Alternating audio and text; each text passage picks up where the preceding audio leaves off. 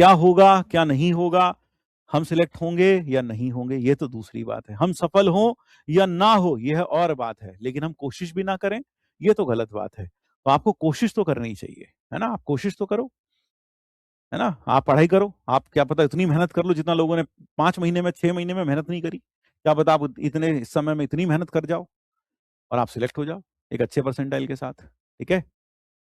दूसरी चीज, बहुत सारे बच्चे पूछते हैं कितना परसेंटाइल 99.99 पर आना चाहिए, कितने मार्क्स लाने चाहिए।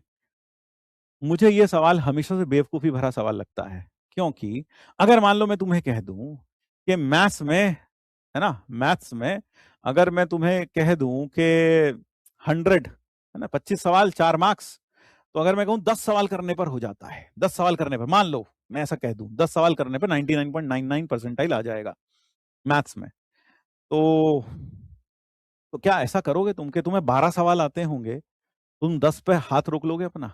बोले नहीं, सर ने कहा था 10 पे ही 99.99 आ जाता है, तो सर ने 10 बताया था, मुझे आते तो 12 हैं, तो मैं 12 क्यों करूंगा, मैं तो 10 ही करूंगा, बाकी 2 छोड़ दूंगा।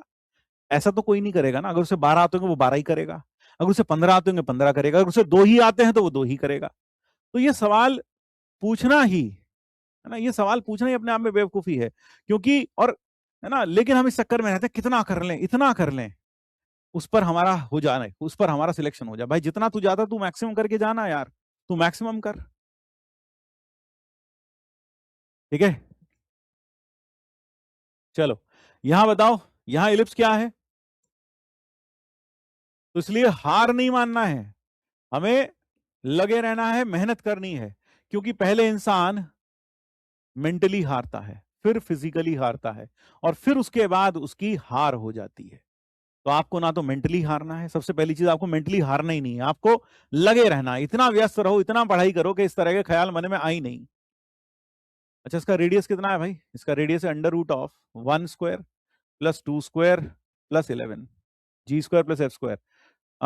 11 और 4 15 और 1 16, 4।